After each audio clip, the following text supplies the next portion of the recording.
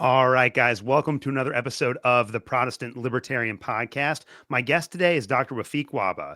Dr. Wahba is professor of global Christianity at Tyndale University in Toronto, Canada. His brand new book, Global Christianity and Islam, Exploring History, Politics, and Beliefs, which will be out in February on IVP, explores the complex history of the relationship between Christianity and Islam, how they have shaped the modern world, and their theological similarities and differences. We will be discussing this book on the show today. Dr. Wahba, welcome to the Protestant Libertarian Podcast.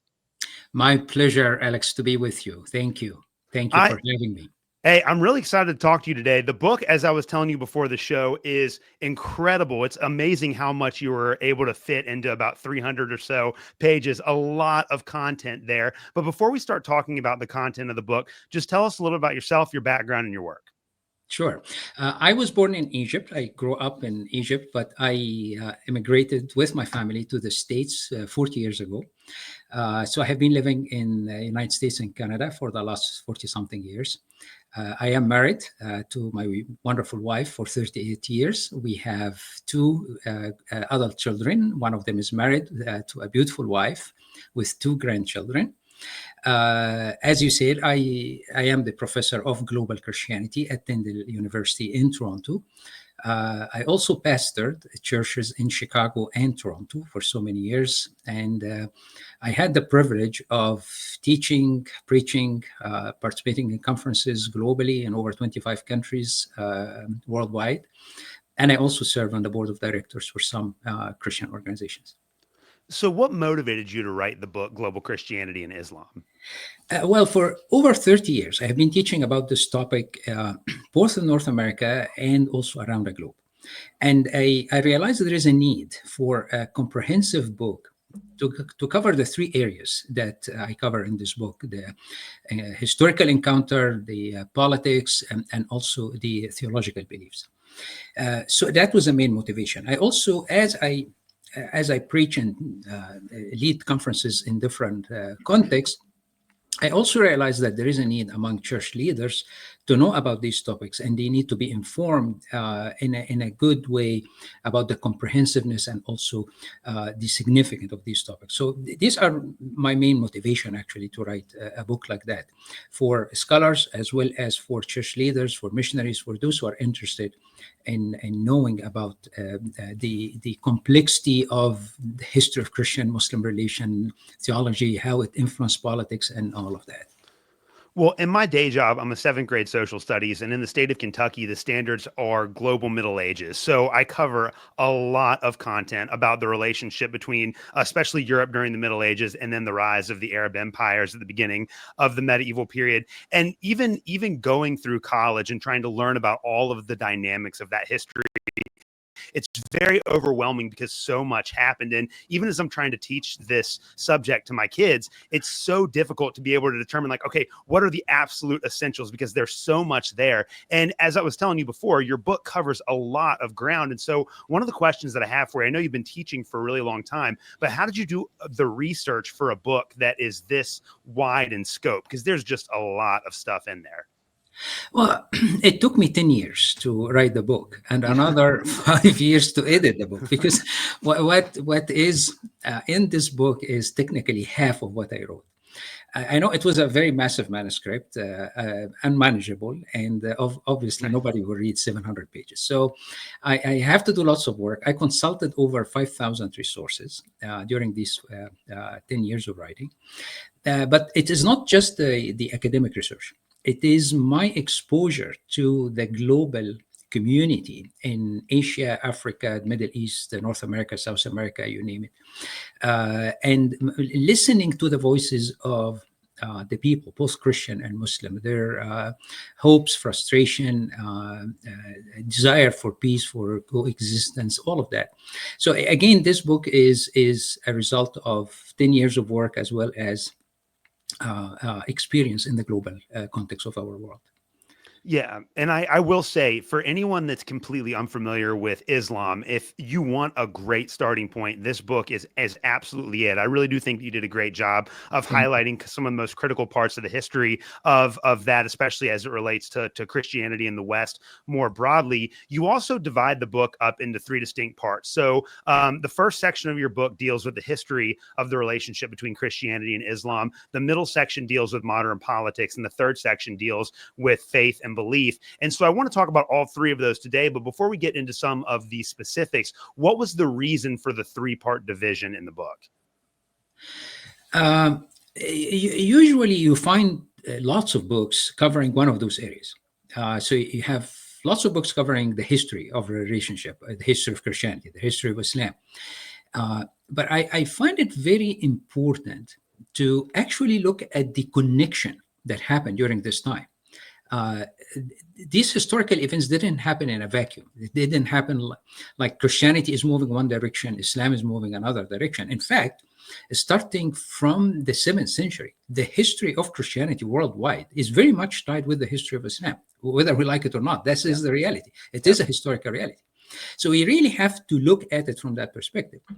At the same time, I noticed that the religious beliefs are very important, and also how they influence political decisions are very important. So I thought, I thought of writing, actually, my starting point was about comparing religious beliefs. My area is systematic theology and Christian history. So I wanted to write about the basic beliefs. And then I had interest in history. And then I have a degree in political science, actually, and I'm interested also in politics. So I thought probably I should put the three together. They should be three different books. But I think what I want is to offer something new, where the reader can go to one book and actually cover the three areas, because I think they are very much interrelated and you cannot separate them. Obviously, you can choose any part of the book and focus on it. But if you want to have a full, comprehensive overview of Christianity and Islam, encounter history, politics, religion, it is there. Yes, I completely agree. And like I said before, for someone that's completely uninitiated to the subject, this is a great place to begin. I do want to go through some of this, and I know we have about 45 minutes to break all this down and work through it. And so my hope is that for my audience, because I know that just from talking to some of the people that listen to the show, that there are a lot of people that are just completely in the dark when it comes to Islam. They know nothing about its history, very little about its beliefs. There are a lot of caricatures and kind of misconceptions about how it works. I hope that by the end of this, my audience will have a greater appreciation for the complexities of this history. Your book actually starts, though, before the rise of Islam in the 7th century, with the beginning of Christianity in the first 500 years or so of the Christian movement. Why did you begin there, and what is so foundational about that period in Christian history? Many things. I wanted to give a background. When Islam appeared in the picture in the 7th century, it did not start in a vacuum. It actually appeared in the context of a large Christian empire, the Byzantine Empire. So I wanted to give a background to this. And in that background, in the first chapter, actually, I talk about the first 300 years, which is so instrumental in shaping our Christian faith. It was characterized with significant theological work in the different schools of thought, Alexandria, Antioch, Carthage, and so on. And also, it was instrumental in presenting our Christian faith through a statement of faith like the creeds. Actually, this year we are celebrating 1700 of the Nicene creeds, and I can see lots of events and conferences around that. And I mean, this happened in Nicaea is a small city in Turkey today. And then we look to a spiritual movement that started during this time, also the monastic movement that influenced monasticism in Middle East and Europe. Manuscripts were kept in these monasteries, and also nuns and monks did the real Christianization of Europe during the Middle Ages, and their service, medical and education, helped spread the Christian faith around the globe. This was also actually accompanied by a great mission to the world. From the Middle East, from Southern Europe to the rest of the world. But all of this happened in a context of persecution.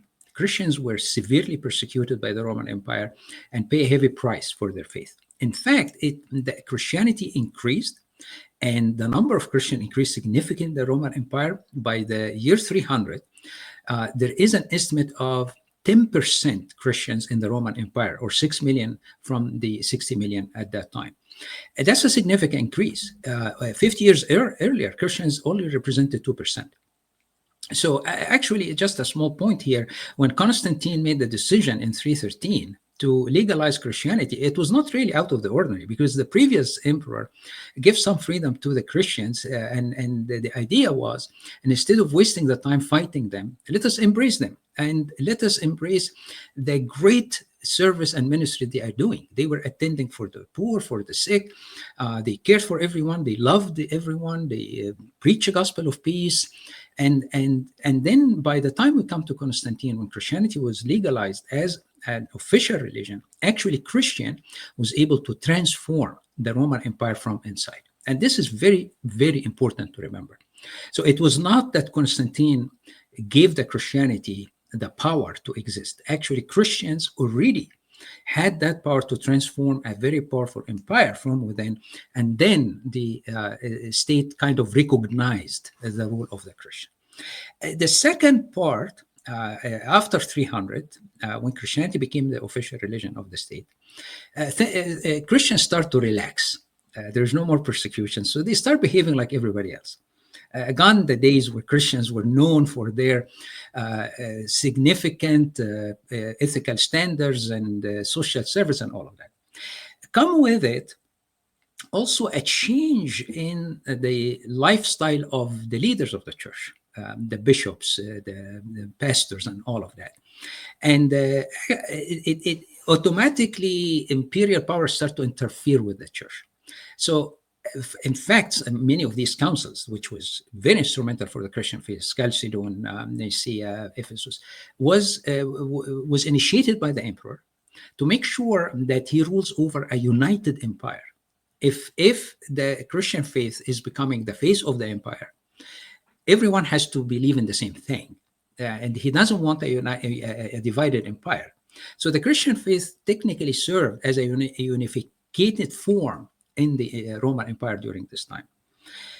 Another point, which actually will lead me to why I wrote this, before Constantine, if church leaders disagree on, say, a certain belief or doctrine, the extreme that they can go to is to excommunicate each other. But with the imperial power interfering in the life of the church, the emperor was the one to force a unification. And those who disagree with any outcome of these creeds will be arrested, taken into exile, and their communities will be persecuted. So what happened in the 200, 300 years before Islam, you find people, Christians, in Egypt, in Syria, in Armenia, in other places, being persecuted by the Byzantine Empire, a Christian empire that was supposed to protect them. So they endured persecution from the Romans, from the pagan empire, and later on they endured persecution from the Christian empire that was supposed to protect them. And this is when Islam appeared in the 7th century. These communities were fragmented, they were weakened by fighting. The Byzantine and Persian Empire were also weakened by fighting each other for several decades before Islam.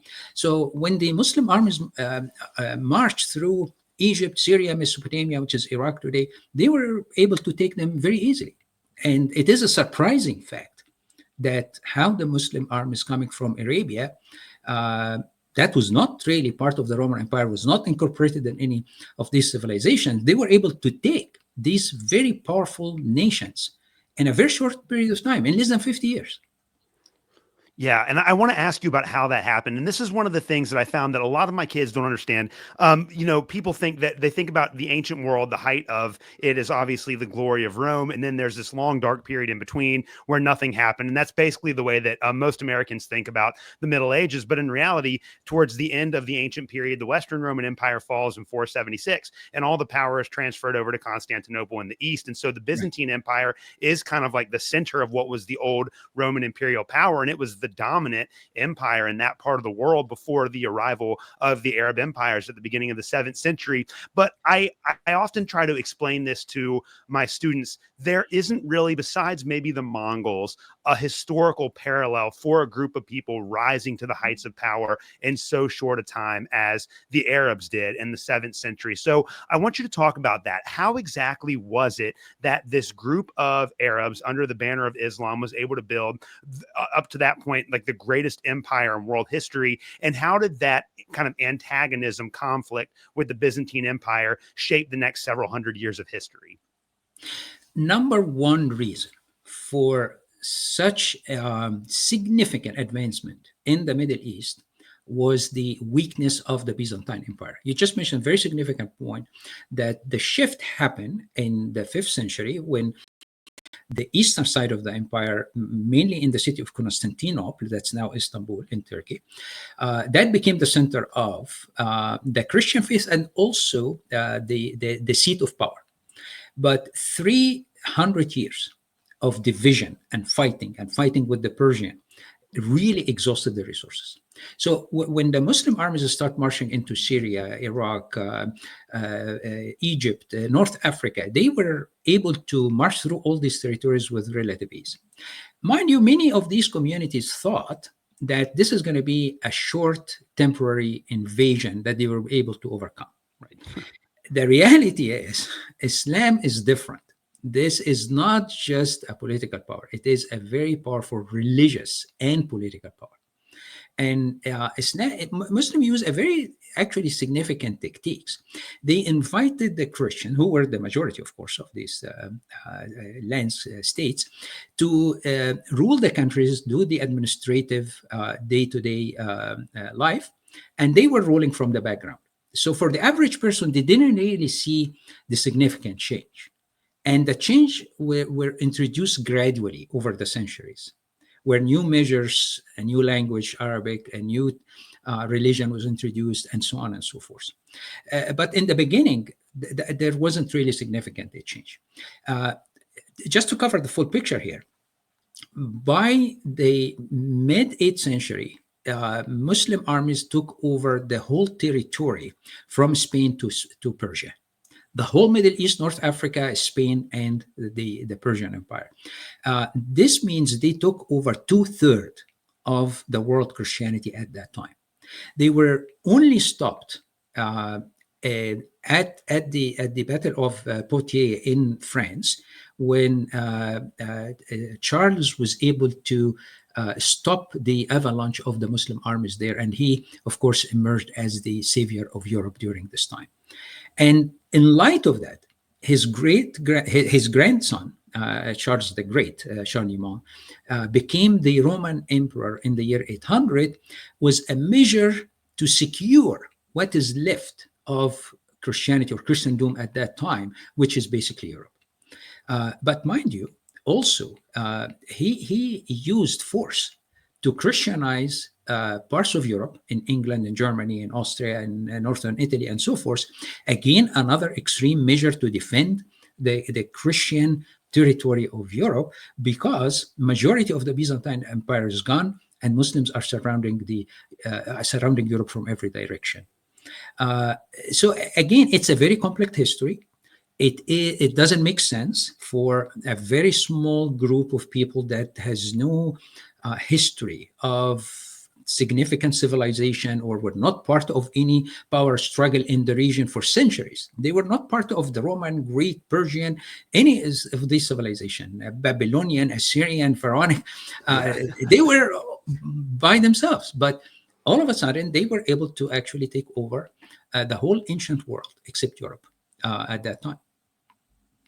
Yeah, and that really is going to be, as you say in the book, and as you do a very good job of describing there, this is the framework for kind of how the imperial dynamics work during that period of history. It's the East versus the West, and really throughout much of the Middle Ages, it's the East that's the real center of power. It's within these Arab civilizations where there are all of these technological advancements. They're building on the ideas of ancient Greece and Rome. That's the real hub of power. Of course, the one event that everybody is familiar with is the Crusades, but it's also one of the most caricatured and misunderstood events during the Middle Ages as well. And I think there are a lot of people that have very oversimplistic explanations of what happened during the Crusades. And it's an extremely pivotal moment in the relationship between Christianity and Islam. So I want you to talk a little bit about the Crusades, the background, what happened there, and how it shaped subsequent history.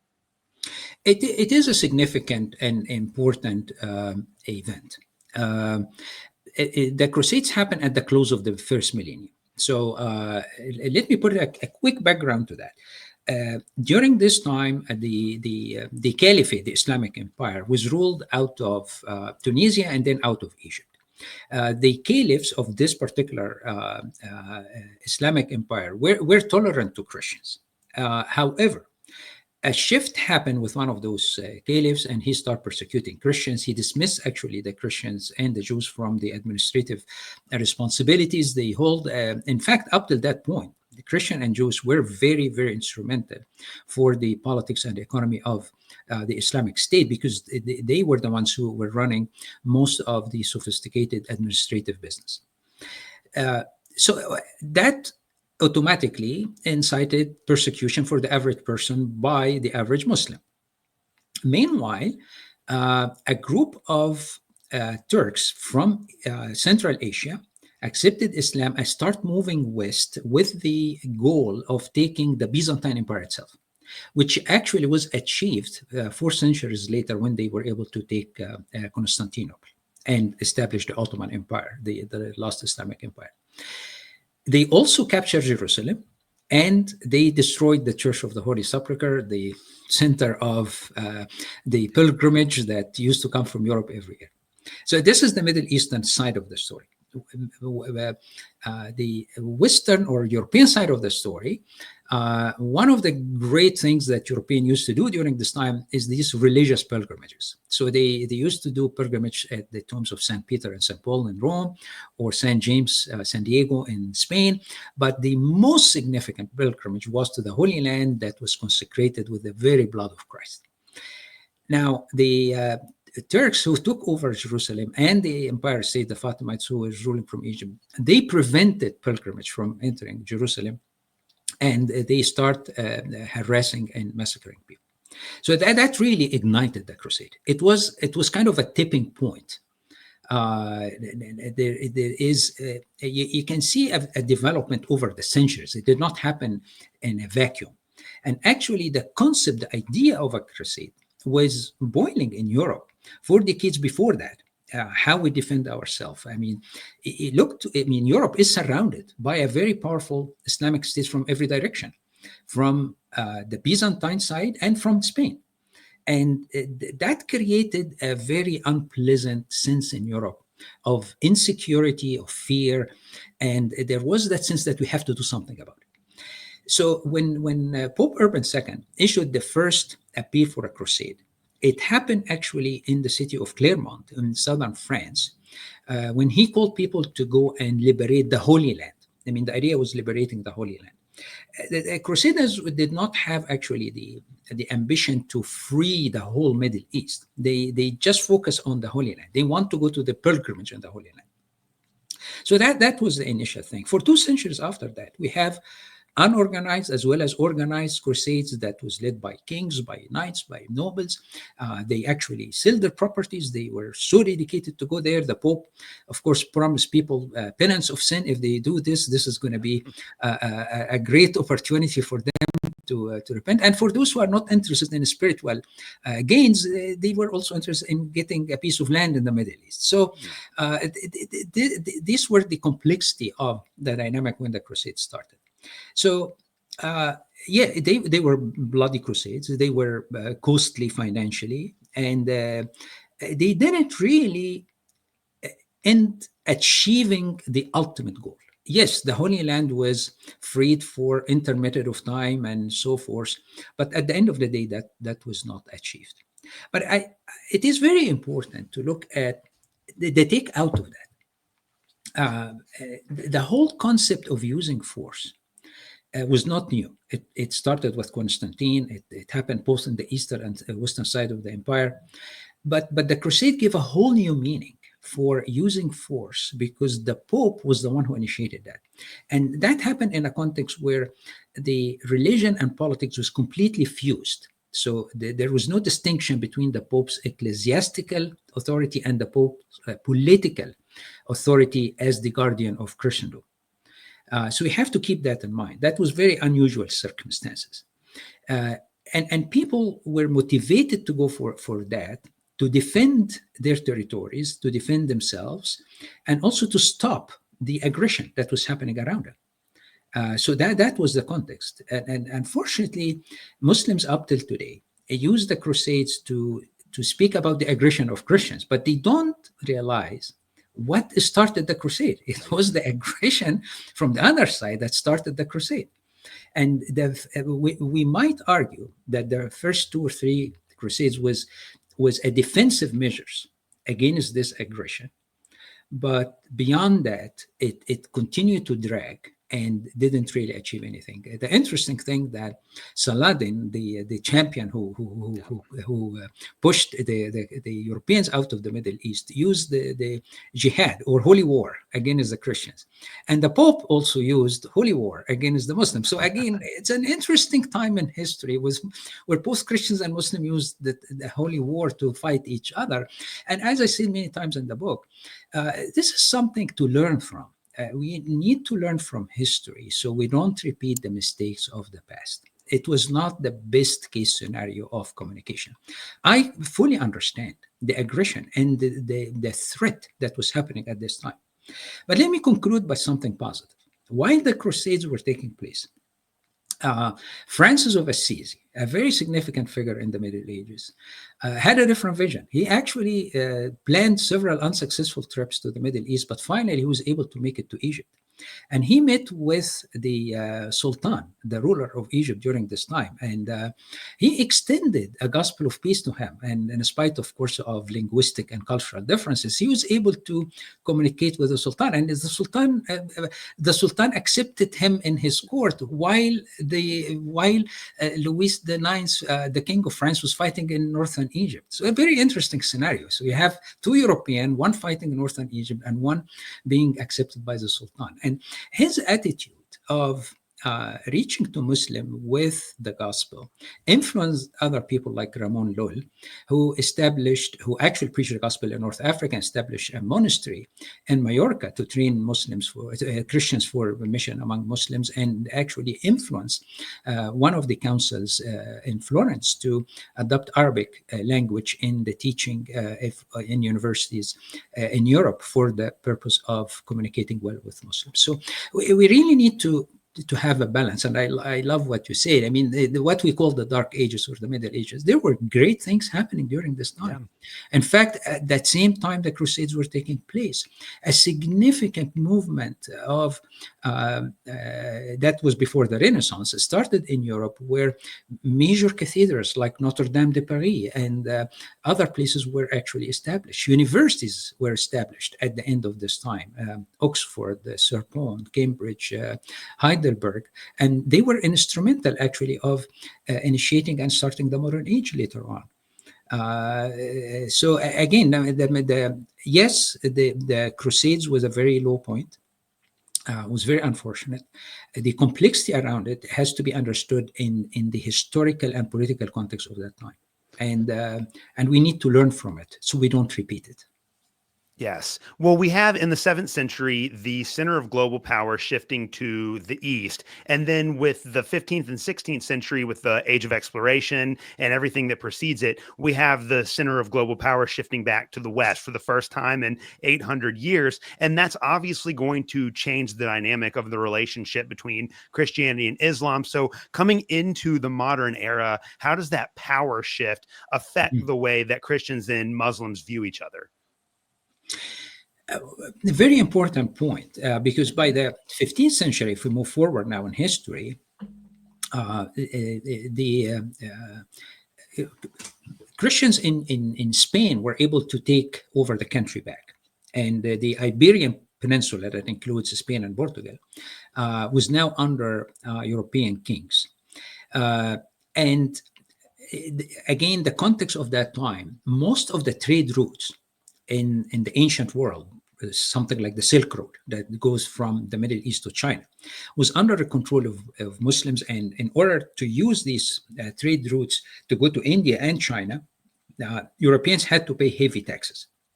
So they start contemplating the idea of how about we bypass these routes and go in a different route in order to reach India and China, because Europe was emerging. There was a significant economic development in Europe that necessitated new resources from India and China at that time, and new trades. So two ideas were contemplated at that time. Again, with the advancement in technology, naval technology, and new awareness of the geography of the world, they thought if we go around Africa, maybe we can reach India. Another idea was contemplated: if we go across the Atlantic in the unknown, maybe we will reach India from the other side. So actually, Vasco da Gama from Portugal took the first route. He went around Africa and was able to reach to India. Christopher Columbus was able to take the higher risk of crossing the Atlantic and going to the New World. And when he arrived in Colombia, he thought he arrived in India. That's why the natives were called the Indians. So anyways, it was a very significant adventure and technically opened to Europe a humongous amount of resources in the New World and in the ancient world that now was under their control. They found Muslim communities across Africa and Asia, and actually they didn't know what to do. They didn't expect that Muslims are all around the world. So that was a surprise to the European at that time, and they didn't do anything to evangelize Muslims, to convert Muslims, or anything like that. But anyways, to just to get to the point here, as we look to this, Europe, for the first time, was able to develop superior military, economic, and political systems that gave Europe the ability to control resources beyond the European continent. And the resources that Europe gained from the New World was tremendous, that added actually to the rich of these countries, to first the Spanish, Portuguese, and later on the Dutch, the French, and the British, and so on. But let us remember, while these discoveries were happening, something significant was happening also inside Europe. It is the Reformation movement. After years of university education and debating ideas and the humanists and all of that, the Reformation movement was so significant, not only in reforming the theology and the practice of the church, but also in creating a different social and political movement in Europe. If you can't challenge the authority of the church, you can't actually challenge the authority of the state. And that's what happened with the Reformation movement. And later on, the Reformation movement paved the way to modernity, because now you introduce the concept of thinking for yourself. You have to make sense of what you believe in. You have to do your homework in order to have the right belief. Not everything that you are told is right. You have to find for yourself if it is true or not. So these two movements that were happening in Europe were extremely tremendous in transforming the continent. On the other hand, while all these things were happening, the Islamic empire at that time, the most powerful and the last actual Islamic empire, the Ottomans, that ruled out of Constantinople, which now became Istanbul. By the way, by the time Spain was gained by Europe, the whole Byzantine Empire was lost to the Muslims. So it happened simultaneously in the same century, at the end of the 15th century. So now the Islamic empire start actually expanding inside Europe, taking over most of Eastern Europe. What is today the former Yugoslavia, the Romania, Bulgaria, and actually Vienna was seized twice during Martin Luther's time, which generated tremendous fears in Europe. However, let me conclude by saying this. The quality of social and economic life in the Islamic side of the empire was way less than the development that happened in Europe. So yes, it expanded territorially The Muslim empire had the largest territorial expansion, as well as the Christian, as they expanded to the New World. But the quality of social and economic and political life was much weaker because they start to go further into conservative ideas, and they were not able to develop as the West, which set the stage for what will happen later on in the 18th and the 19th century. And that's a really important preface to my next question, because the center of your book is on really the political developments between Christianity and Islam, or I guess spheres of the world that are dominated by Christianity and Islam over the last 120 years. And for anyone that wants to understand that dynamic, the chapter that you have in that book is such a great introduction to all of the really significant events that took place during that time. So talk to us about the last 120 years and how that's kind of shaped the relationship between Christianity and Islam in the modern world, given the fact that, as you said, coming out at the very beginning of the Middle Ages, Islam tended to be a little bit more conservative and against these more like scientific advancements, and the Western world was more open to that. For sure. Let me start by saying this. It took decades in Europe to come to the modern age. It did not happen in a vacuum. It Right. happened after a long time of university education, of debating ideas, of actually persecuting those who present good scientific ideas like Galileo in Italy and so on. So Europe had a long time to develop socially, scientifically, academically, and obviously militarily, and so on. The Muslim world, although was constantly victorious militarily, somehow moved internally into conservatism, which didn't really help developing its social, educational, cultural, and military life. So that's a significant fact of seeing why the two worlds embraced two different trajectories in the 17th and 18th centuries. When we enter into the 20th century, the beginning of the 20th century, World Wars and all what happened after that, Europe was well into one century of modernity at that time. Very advanced scientifically, very advanced in terms of industrial revolution that came out of the modern age and all of that. But Europe was able to maintain actually a very, one might call polarizing notions. You have a modernity and scientific progress, which actually turn and criticize the Christian faith at that time, religion, but, well, there were only one religion in Europe at that time, is Christianity. Right. And while Christianity was severely criticized and up till the liberation theology movement, in fact, at the same time, there was a significant revival movement happening. And out of that revival movement, the awakening movement, also a great mission movement, we call the 19th century the great century of mission, where thousands of European and American went to preach the gospel around the world, and Christianity became a global religion. So if you look to the West, what is it? Is it Christian? Is it modern? Is it secular? It is all the above.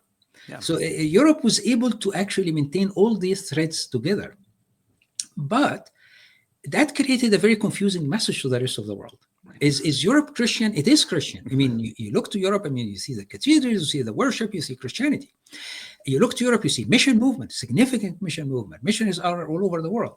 You look to Europe and you see great academic institutions. But you also look to Europe and you see secularization. You look to North America and you see secularized society. The Muslim world didn't go through that. So it was very confusing, very disturbing. And by the 20th century, Muslim countries was trying to catch up with that. And I will come to this point because this is very, very significant.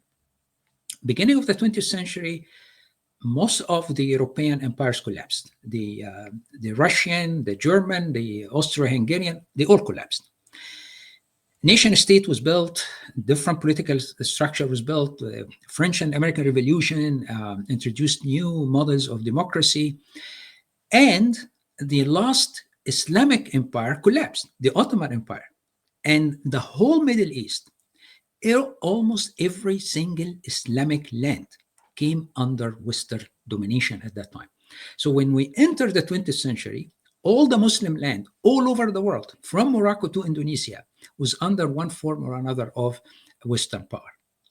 And that generated a significant amount of frustration, fear, sometimes admiration to the European model of science and technology, but at the same time fear. And you don't know what to do with this. So they start embarking in their own models of modernization. And actually, at that time, some Muslim scholars start calling for modernizing the Muslim world. And they also appeal to the Quran, the same way Luther and the reformers appeal to the Bible. They came up, obviously, with different outcomes. So at the beginning of the 20th century, we witnessed significant change in the Muslim world towards secularization, or I would call semi-secularization. Secularization was not fully implemented. Even in the most secularized countries like Turkey or Egypt or Tunisia, still religion played a significant role because there is no distinction between religion and politics in Islam. So by the beginning of the 20th century, we see many of these nationalistic, including Christian and Muslim, who were calling for the independence of their countries, for a nation state similar to that in Europe. By the mid-20th century, most of these Muslim land were able to gain independence from Europe. They built their own nation state, and they continue their programs of semi-secular political orientation, social change. However, they were not able to deliver on the promises they gave in terms of economic and social change. And they start using Islamic rhetorics in order to appease the Islamists while also gaining the support of the masses. By 1970s or 1980s, they start to lose their authority to govern. And they start using dictatorialship, imposing their rule in many of these Muslim countries, which actually accelerated their illegitimacy in these countries. So what will happen in this vacuum? The Islamists start to present their agenda as the viable agenda to rule instead of these secular and nationalistic. So these nationalistic or secular leaders, like Ataturk in Turkey, Nasser in Egypt, and Bourguiba in Tunisia, the leaders of Indonesia, they were all nationalistic. They all adopted semi-secular programs. But by the 1970s, 1980s, their countries start moving back to more of a political Islamism, where the political Islamists start to assert their power and they start gain legitimacy in terms of ruling in these countries. It is a struggle that we're seeing right now. It is not over. Yeah. I mean, these countries are still struggling between the two models. Should we continue adopting secular systems? Should we go more Islamist? Again, there is no separation between politics and religion in Islam. So it is something that we observe almost in every country around the world. And we have a great example from Syria right now, where the country is moving and what form it will take. Will that embrace an open culture that include everyone, Christians, Druze, Muslim, Shia, Sunni? It's yet to be seen.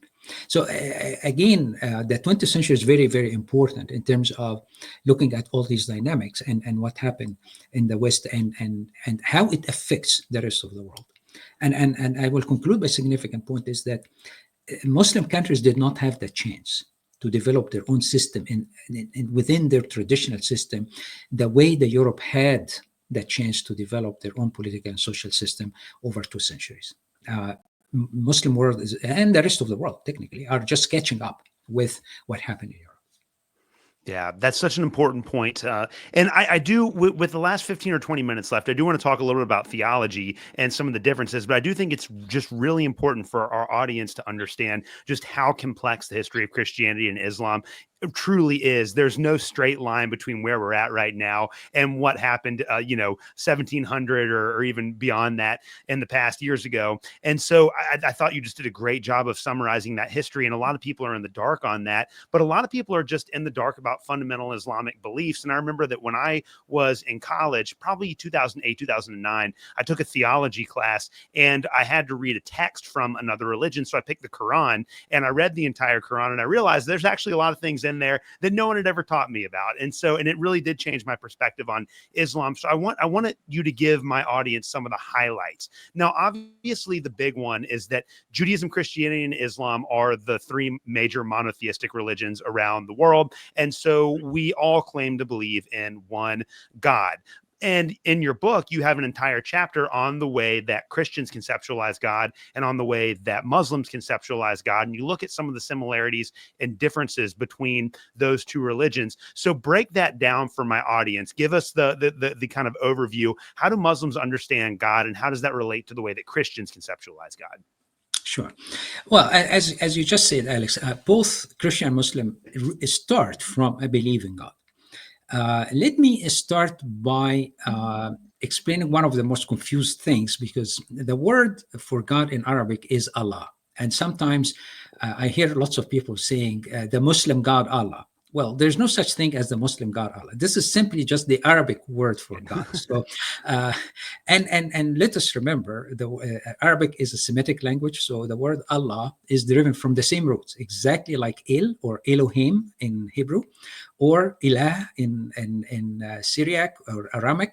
So it is simply the word for God. The Al is the in Arabic, and Allah is just simply Ilah. So Christians before and after Islam use the word Allah. All the Bible translation of the scripture also use the word Allah. And up till today, if you go to any Arabic-speaking congregation, they use the word Allah in worship and prayer. So I want to set this straight so there is no confusion about that. It is not a Muslim God. This is not a name of a Muslim God.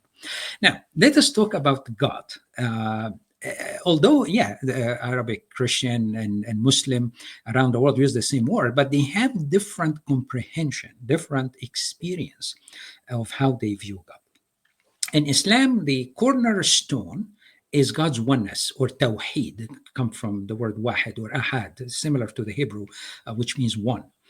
And it is a very significant emphasis on the oneness of God against any plurality in God. It is the singularity of God that emphasized in Islam, which is different from how Christians view God. Yes, we believe in one God. This has been the message of the Hebrew prophets. This has been the message of all the Christians and the words of Jesus. And we do believe in one God. We do not believe in three gods. We do not believe in tritheism.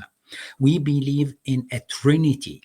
So in Islam, God's oneness means singularity, absoluteness. In Christianity, God's oneness is open to the world and can be viewed in relationship, not just absolutism. We also believe that God is absolute, for sure. God is beyond and God is transcendent. But that transcendent God is also relational. We can see, we can touch with our hands, we can hear. And this is the beauty of the incarnation of Christ, that John the apostle would say, we can hear, we can see, we touch with our hand. So this is a major difference between Christianity and Islam. The absoluteness of God, represented in the oneness of God or in the singularity of God, versus the relationality of God that is open to the world. Another significant thing between the two religions, God is unknown in Islam. No one can know God in Islam. You can only detect what God is required from people to do. This is the law that God sent to people, and they have to obey God by obeying the law. The word Islam means to submit to God and to God's law. Well, in Christianity, we know God because we are able to know him through his revelation. Moses can attest to a holy God. Abraham can attest to a relational God, a personal God who spoke to him. Obviously, the ultimate and full revelation of God is in Jesus Christ, where we can see God's love and redemption in full display in the work of Christ. Well, Muslims, for example, constantly use the word Rahman and Rahim, which means God is merciful or God is compassionate. But there is no historical record or event where one can say, yeah, I know out of this that God is merciful or compassionate. So these are descriptive of God, that God is not a bind to, and nobody knows if God is loving or merciful or not.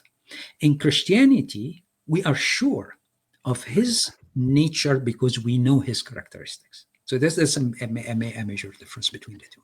That's perfect. Another thing that really surprised me when I was reading through the Quran for the first time was just how much space is given to Jesus. And in fact, the Quran has a very high evaluation of Jesus as a prophet of Allah. And I want you to explain that dynamic to my audience here. How exactly is it that Muslims conceptualize Jesus, and how is that different from the way that we as Christians do? As you just said, Alex, Jesus is highly, highly honored in Islam. Actually, his name is mentioned all over the Quran. There are lots of stories about Jesus, about his birth, about his ministry, and all of that. The major difference between Christianity and Islam on the person and work of Christ is basically on his nature and functionality. In Christianity, we believe that Jesus incarnate as the Son of God. This is blasphemous in Islam because there is no such thing as God will incarnate and take a human form in Islam. So the core belief that Jesus has a human and divine nature is completely negated in Islam. Jesus remained a human, perfect human person, period. There's no other addition. There is no such thing as a divine nature in Jesus. So that's one major difference. That relates to something more significant. So you have titles, for example, given to Jesus in Islam. Jesus is called the Word of God. He's called the Spirit of God, Al-Masih, like the Messiah. But these are honorary titles given to Jesus in Islam. They bear no functionality. It doesn't describe anything. To the contrary, when the Bible uses words like Logos or Lord or Messiah or the Son of Man or Son of God, these are indicatives of his functionality as the Savior of the world, as the Son of God, and also taking a human nature as the Son of Man. So this is a huge difference. These are not honorary titles. These are titles indicative of his function and work as a Savior. So that brings us to the core issue. In Islam, Jesus remains a prophet of God. The role of a prophet to bring a message to guide people toward the right belief and also to the right practice. In Christianity, Jesus is not simply a prophet. Jesus is a savior. And Jesus incarnate in order to take a human form. He fulfilled a ministry in his life through teaching and preaching and casting out of demons and forgiving sins, and finally dying on a cross and being resurrected victoriously in order to redeem humanity. That's why the Quran completely negates the crucifixion, because there is no such thing as a need for a savior in Islam. And by negating the crucifixion, it has nothing to do with the historical event as such. It has to do with God's justice. God will not allow his prophet to die on a cross such a humiliating death. Actually, it was the concern. It was Peter's concern. When Jesus said he's going to crucify, Peter said, "Never, Lord. This is unthinkable. You can't do that. We are expecting a victorious Messiah and you're going to die on a cross." It is the same concern in Islam. But in Christianity, we understand that through the cross we have salvation. There is no need for someone to die for our sin in Islam, because simply the whole concept of human nature and sin is different in Islam.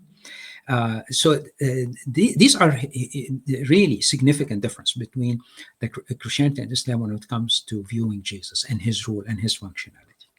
Yeah, and you have a couple of other really big issues that you deal with in the book. And honestly, again, I know I've said it several times during the interview. You got to get a copy of the book if you want to understand any of this, because these are really complex. But you deal with the issue of salvation, you deal with the issue of human nature, and then you deal with the issue of community. And you look at some of the overlaps and dissimilarities between the way that Christians and Muslims view all three of those.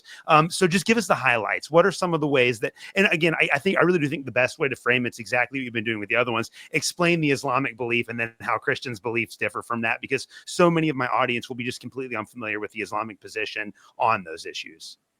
Thank you. Well, let me put it this way. It's actually, when you look to the concepts of God, who Jesus Christ and his mission, and human nature and sin, they are all one program, and they all tie together. One lead to the other.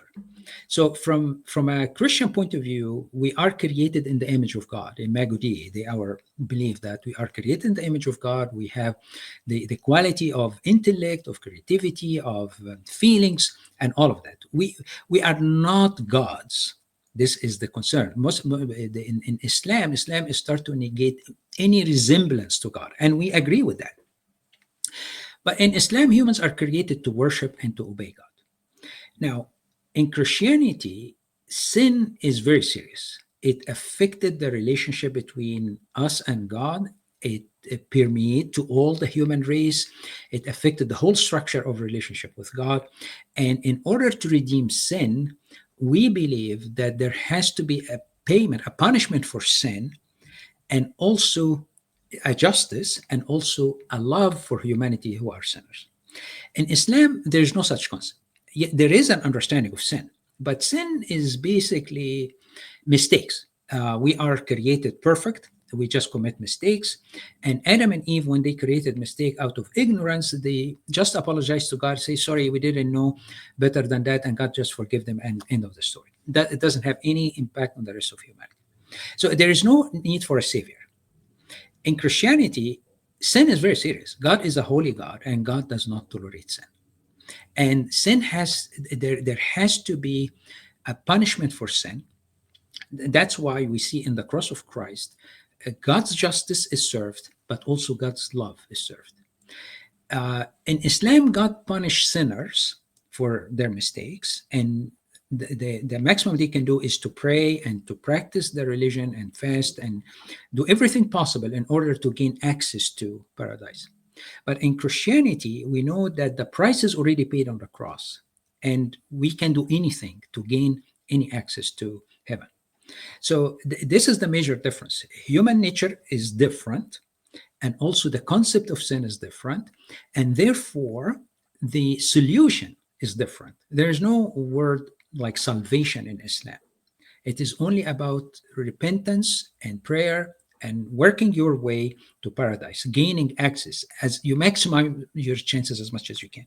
But in Christianity, the price is paid on the cross, and salvation is guaranteed for those who accept the work of Christ. And based on that, we have guaranteed to have a fellowship with him in heaven, not just being in a place that's full of pleasures. So these are the major differences between the two. God punished sin, not sinners, in Christianity. Yeah.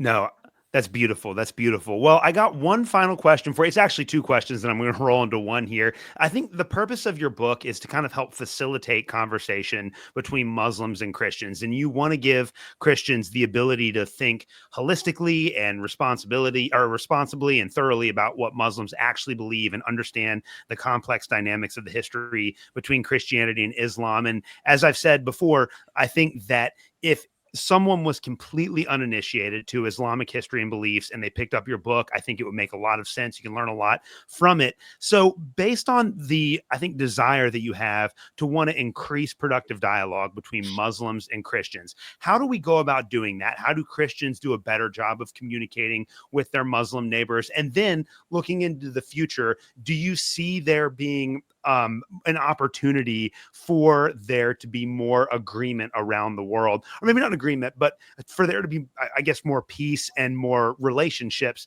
around the world between Muslims and Christians? Thank you. This is the ultimate goal of what I'm doing. I mean, Yeah. The history of Christian-Muslim relation is a very complex and long history. It has lots of layers of experiences. Some are painful, some are promising. So my starting point would be, we need to realize that we don't need to be naive about it, and we don't need to cover it with the typical cliche, we believe in the same thing, we worship the same God, and because this is not true, and it will not take us anywhere. So I think the starting point, we have to be honest about our perception. We have to be honest about what we believe in and what we don't believe in. And there's nothing wrong with that. I can be your friend, but I don't have to agree with everything you say. I can be your friend, I respect you, and I can have peaceful relationship with you, but that doesn't mean that everything you like, every hobby you have, Right. I have to do. so Right. so my approach is, we have to be realistic. We see the other through many layers and lenses. So each one's experience anywhere in the world is different. And there is no common Christian or Muslim experience around the globe. This is my starting point. So we see reality, we see religion, we interpret tradition through the lenses, through our experience that we went through.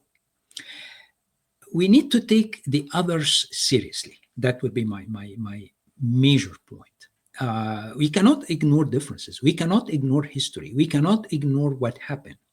But we need to move beyond it and start to work in a better future. We need to acknowledge what happened. We need to see the differences, not to brush it under the rug and say, oh no, there is no differences. There are differences. But this might contribute to better communication and coexistence rather than fighting. We live in a world that's full of frustration, alienation, confusion. People are looking for hope, are looking for peaceful existence. And religion is supposed to give people hope, not frustration, not violence. So we really have to examine everything here. We have to examine the tradition. We have to examine patterns and look for patterns that work for peace and coexistence rather than violence and attacks. Having said that, there are great examples happening around the world. I mean, with all the tension that's going on around the world, and I'm not going to mention, people can go through any channel around the world and find the tension. But I would like to bring a message of hope.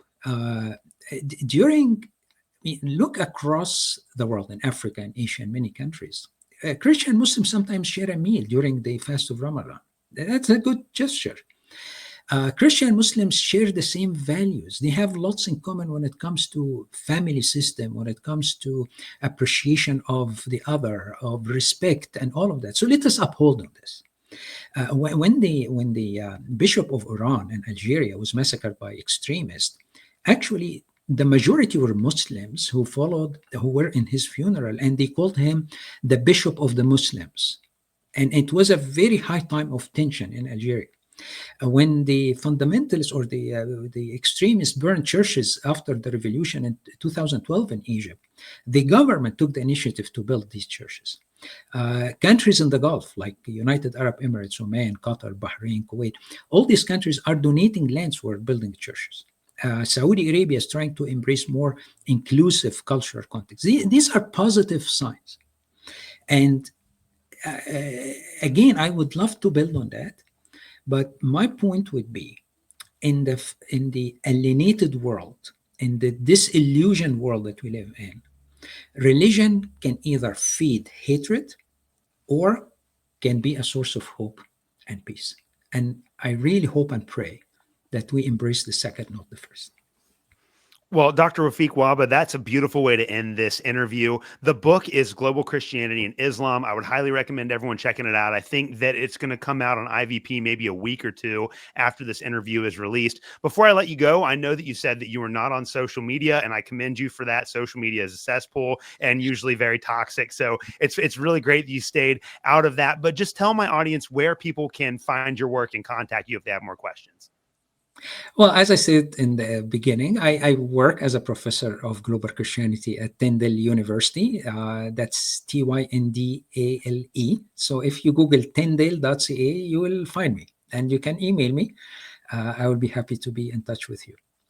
Well, Dr. Wahba, thank you so much for coming on the show today.